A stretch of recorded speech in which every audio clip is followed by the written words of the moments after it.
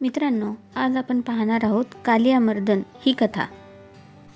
छोटा कृष्ण गाई रानात नेत असे। बरोबर त्याचे मित्र असत। गाई चरत असत। यमुना नदीच्या काठी मुले खेळत असत।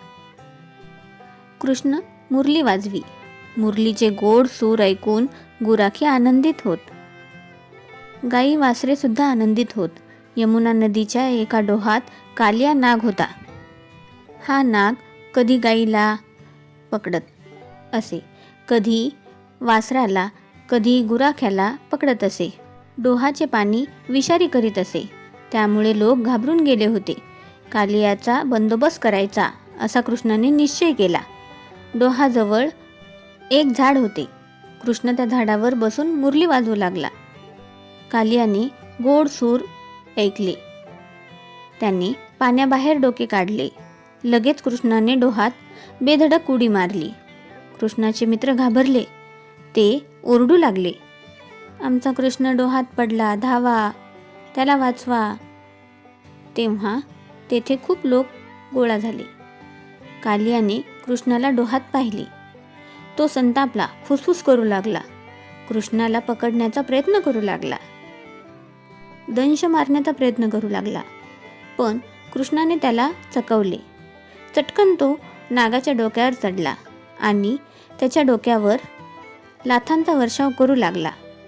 कालियाने कृष्णाला विळखं घालण्याची खटपट केली, पण कृष्ण चपळ होता।